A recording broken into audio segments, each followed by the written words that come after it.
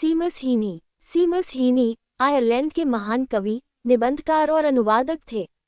उन्हें 1995 में साहित्य का नोबेल प्राइज प्रदान किया गया। उन्हें 20वीं शताब्दी के सबसे महत्वपूर्ण अंग्रेजी भाषा के कवियों में गिना जाता है। सीमस जस्टिन हीनी का जन्म 13 अप्रैल 1939 को castle Dawson, county Londonderry, northern Ireland में हुआ था। उनके पिता पैट्रिक हीनी किसान और पशु व्यापारी थे, जबकि उनकी माता मार्गरेट कैथलीन मैकैन थीं। उनका बचपन ग्रामीण नॉर्दर्न आयरलैंड में बीता। खेत, मिट्टी, प्रकृति और ग्रामीण जीवन उनके साहित्य के महत्वपूर्ण प्रतीक बने। हीनी ने एस्ट कोलम्स कॉलेज, डेरी में शिक्षा प्राप्त की। इसके बाद उन्होंने क्वींस यूनिवर्सिटी बेलफास्ट में अंग्रेजी साहित्य का अध्ययन किया और 1961 में स्नातक हुए। विश्वविद्यालय के दौरान ही उनकी कविताएं प्रकाशित होने लगीं। पढ़ाई पूरी करने के बाद उन्होंने शिक्षक के रूप में काम किया।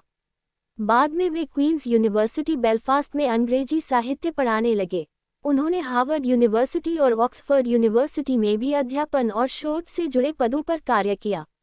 उनका पहला प्रमुख कविता संग्रह डेथ ऑफ अ नेचुरलिस्ट 1966 था।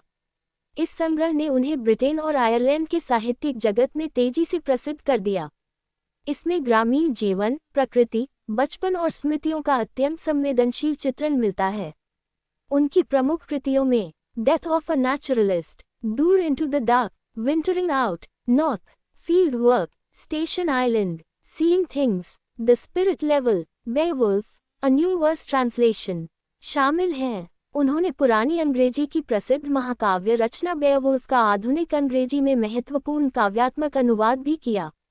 हीनी का जीवन नॉर्दर्न आयरलैंड कॉन्फ्लिक्ट के दौर से प्रभावित था। उनके साहित्य में हिंसा, धार्मिक विभाजन, राजनीतिक संघर्ष और व्यक्तिगत पहचान के प्रश्न दिखाई देते हैं। हालांकि वे सीधे राजनीतिक घोषणापत्र लिखने वाले कवि नहीं थे। वे अक्सर इतिहास और हिंसा को व्यक्तिगत स्मृति और ग्रामीण जीवन के माध्यम से समझते थे। उनकी कविता डिगिंग में वे अपने पिता और दादा के खेती तथा जमीन खोदने के काम को अपनी लेखनी से जोड़ते हैं। उनके लिए कलम भी एक प्रकार का औजार बन जाती है। हीनी की कविता में मिट्टी, खेत, दलदल, पेड़, पत्थर और ग्रामीण वस्तुएं बार बार आती हैं। वे सामान्य वस्तुओं में इतिहास और स्मृति की परतें खोजते थे। उनकी भाषा सरल होते हुए भी अत्यंत संगीतात्मक और गहरी थी। 1995 में सीमस हीनी को साहित्य का नोबेल प्राइज मिला।